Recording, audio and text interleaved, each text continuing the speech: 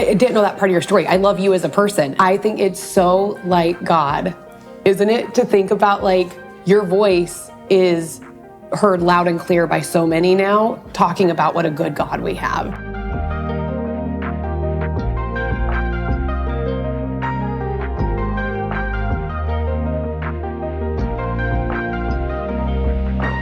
We hear from Air1 listeners all the time, and what's great about what we do is that people can get a hold of us any number of ways. They can call us the old-fashioned way, the socials, and of course we have our text line, and it seems like literally every day some comment or some story will stop me in my tracks and just kind of like change the day, because you'll start praying for this person because of whatever they're going through. Or it's a praise report. Something great happened because of listening to Air1 and that led to something else. You ever hear anything, Ashton, where it's just like, whoa, this story, this is amazing? It was a couple weeks ago. Careth and I were just sitting doing our thing, and phone line lights up and he answered and like, hi, Air1. And it was this girl, her name was JC. And she started talking about an older song that we've been on, United, Know You Will. Love that one. And so it's kind of it's been around for a hot minute. So you ask, like, why is that song? Why are you asking for that song? And she just cracked her chest open and went into it. Her dad was with the Amarillo Police Department. And he was killed. He wasn't in the line of duty. Doesn't change the shock value at all. But literally, as she was talking about it, she was tying that song to it. I instantly went back to when I lost my dad at 14. And just thinking about being a young adult and not knowing what to do in life, and one of your sources you go to, your parents, 9 times out of 10. And how it was just, he was robbed from their family. But she kept talking about how Air1, the worship, in this song in particular, she said it best to the effect of, I don't know how God is going to use this, but I know he will. And this song is all about this story of my life that's happening. I say it all the time. We both talk about it, how you can hear a song 10,000 times. You know, every line to it, you know, all the chord progressions, all that. But then that one time, it's brand new. It's that very first listen. And I mean, I could not say enough about her, just the composure and how much she's like, I'm trusting in God, like for everything that is happening right now. I don't know how he's going to use this. I can't fathom it, but I know he is. And he will, and life will go on. And we stopped in the middle of it and just said, hey, can we pray for you? And it's insane to see how God, I shouldn't say insane, it's cool to witness how God used this stuff.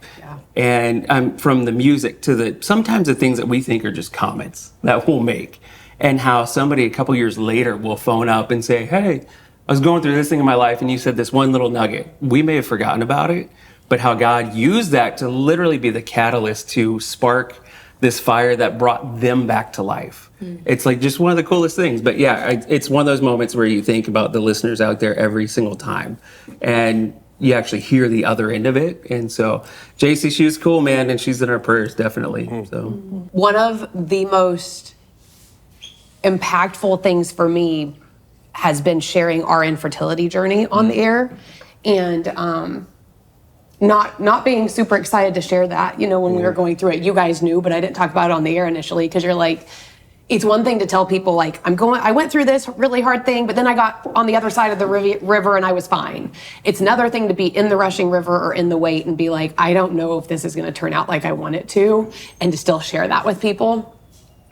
I didn't want to cry, especially early on. I have makeup on. That's rare for a new mom. But in doing so, God was so gracious to give us our baby boy, which is such a gift. I know many of you have met him. But I really had to have that posture of, God, you're just as good, even if you don't answer this the way that I want you to. And we shared that on the air a lot. CJ was such a good partner and friend on the air, just to like walk with me and Chad, my husband, through that. And on the other side, what's been really sweet is how many people I've heard from who are either walking it. I can think right off the bat of 5 families I've gotten to celebrate their answered miracle babies too. Like, you know, when they send you pictures and they're like, you'll appreciate this baby because we went through something like you did.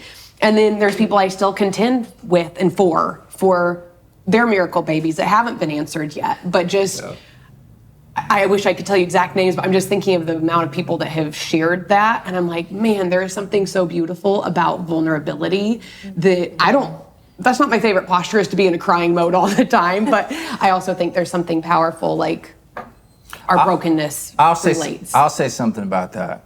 I'll say two things. First off, you're right. I was great in that scene. Why did we not name him CJ? Is that what you're wanting? I'm totally kidding. We can cut that out. Is that, yes, you were like, while there's no story specific, I will say that you were so inspired by the feedback that you got, that even now when you are a mom, you got a baby, you'll occasionally kind of dip your toe back in that pond and talk about that part of your life because of the resounding response of people who were listening that it meant something to, wouldn't you say? 100%. And I love both the praises of like, yes, we have babies, multiple, or people who say, I'm still here, but I know you went through it, so you probably get how bad of a day I'm having. And I'm like, I do. I know you didn't know how the timeline for your baby, because she got a dog like so close to having an infant. I was like, nobody would take a puppy Not smart. at the same time that way. God's got a sense of humor. I think one of my favorite listener stories came via text, and Dan's the one that handles the text line, but he often will share some of the different stories if they don't make it into our rando text segment. But we heard from a listener who said that they struggle with depression and anxiety, which is something I feel like we hear more and more, that people are either dealing with it more or they're more open to talk about Super it common. and what they're going through.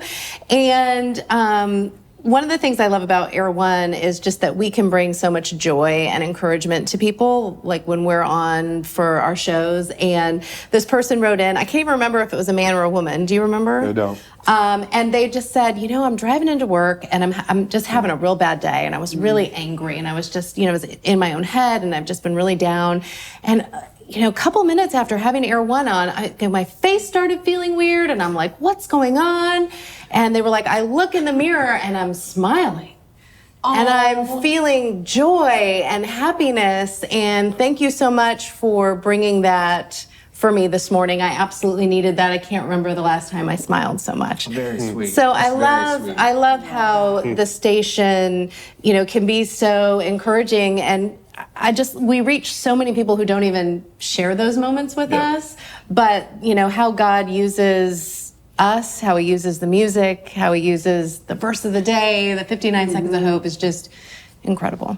Actually, a lot of people seem to be talking about anxiety, depression. And in a lot of ways, I think it's good that we're transparent and that we're talking about it. We're not hiding it, because I know firsthand that if you bring it to the light, there is healing. And Careth, with your journey, your faith journey, plays a significant role, right? I mean, you went through this stuff. Yeah, mental health has been kind of, in a weird way, one of the biggest blessings that God has given our family, because it's been proof of his faithfulness. My mom growing up, she had a lot of mental health struggles. She had something called dissociative identity disorder, which is like multiple personalities and that sort of thing. And she was suicidal, and she had just a lot of struggles with that. But seeing her find healing through that journey and watching her every day finding peace and using her faith to find that peace has been like the greatest blessing in my life. It's such a huge part of my own faith journey. I even remember there was this moment she told me about when she was in therapy, and this is years and years into therapy for her. And it was toward the end of a session, and our counselor was praying over her. And she said, for the first time since she was a teenager, the only voice she could hear in her head were her own thoughts. Wow. And that was a moment of healing for her. And it's honestly, it's been a lifelong journey for our whole family. But that was a catalyst for her to be able to use her faith to just continue the layers and layers and layers that are needed in order to heal a family from something like that. And I just remember when I started to face my own issues, because I had something growing up as well. My way of kind of coping with all that was I had selective mutism, which I would describe it like I had a stopper in my throat. I would try to say something and I just physically could not speak. And even to this day, sometimes when I get really anxious or really nervous, I'll feel that same sort of stopper come back. But I remember growing up and watching her every day fight for peace and fight for her own health. And she would sit there with her Bible and her cup of coffee, and she would spend the day playing worship music. She was also a musician. She was a pianist by trade. That's what she did. So there were lots of, her sitting at the piano and singing hymns. She'd write Bible verses and hang them up on the fridge or hang them up on the mirror.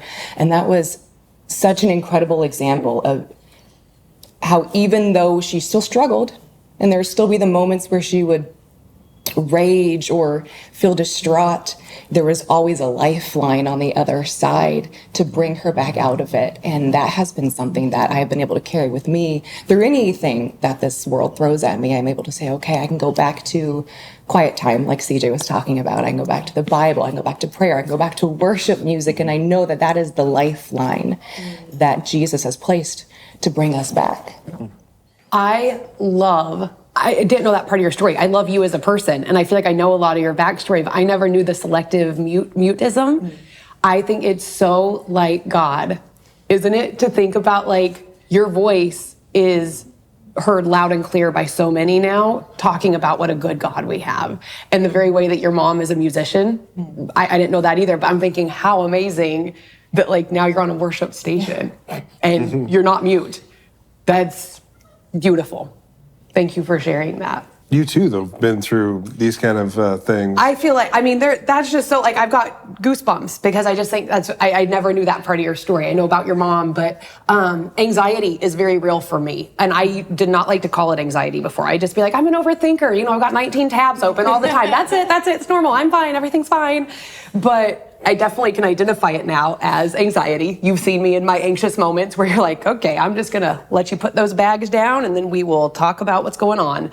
And it's like, I don't know if anyone else here struggles with that, but playing the worst case scenario repeatedly over and over and not being able to stop it. That's what anxiety feels like for me. And it's gotten worse as a mom because it's no longer just me or my husband I'm worried about. I'm thinking about this little person all the time.